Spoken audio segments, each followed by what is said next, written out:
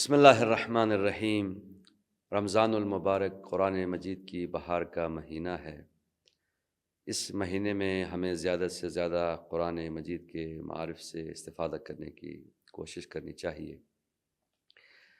قرآن مجید کے اہم موضوعات میں سے ایک اہم موضوع حق الناس ہے۔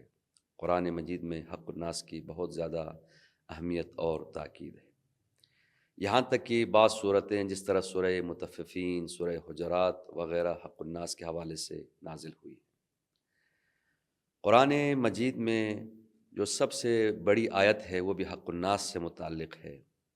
اسی طرح قرآن مجید میں بہت ساری آیتیں ہیں جس سے حق الناس واضح ہو جاتی ہیں، یہاں تک کہ روایت سے تو یہ بھی پتہ چلتا ہے کہ شہید کا پاک خون بھی بندگی کا نمونہ ہے، جو کہ وہ بھی حق الناس سے مبرہ نہیں۔ یعنی اگر کوئی شہید بھی ہو جائے اور اگر اس کے گردن پہ حق الناس ہو تو وہ حق الناس معاف نہیں ہوگا۔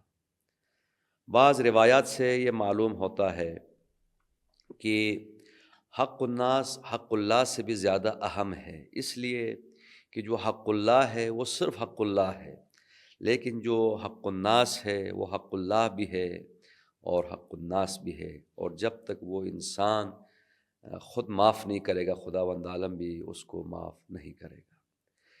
پیغمبر اکرم صلی اللہ علیہ وآلہ وسلم نے ایک دفعہ اصحاب سے سوال کیا، اتدرون ما المفلس، کہ اے میرے صحابیوں کیا آپ کو معلوم ہے کہ مفلس کون ہے؟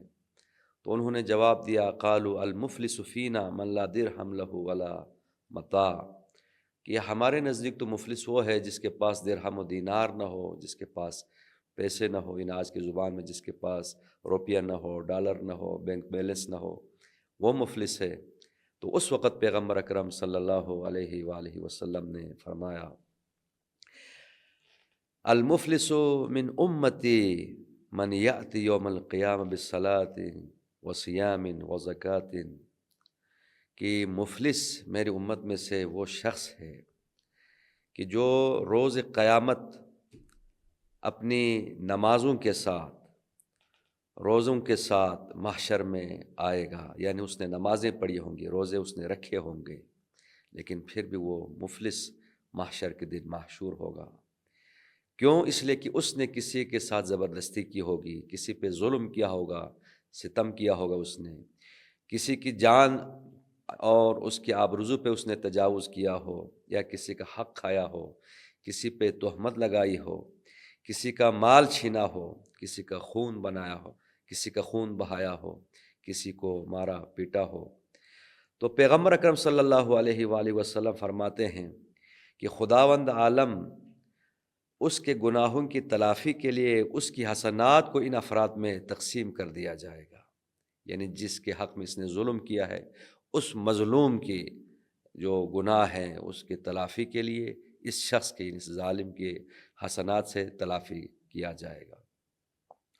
اور فرماتے ہیں اگر اس کی نیکیاں اس کی بری الذمہ ہونے سے پہلے ختم ہو جائیں تو صاحبان حق، یعنی جن کا حق اس نے ضائع کیا ہو، ان کے گناہوں کو ان کے حساب سے نکال کر اس شخص کے حساب میں ڈال دیا جائے گا۔ یعنی اگر اس کی نیکیاں ختم ہو جائیں تو وہ جو مظلوم ہے، یعنی جس کا اس نے حق کھایا ہے، اس کے گناہ اس کے کھاتے میں ڈال دیے جائیں گے اور بالآخر اس کو آگ میں ڈال دیا جائے گا۔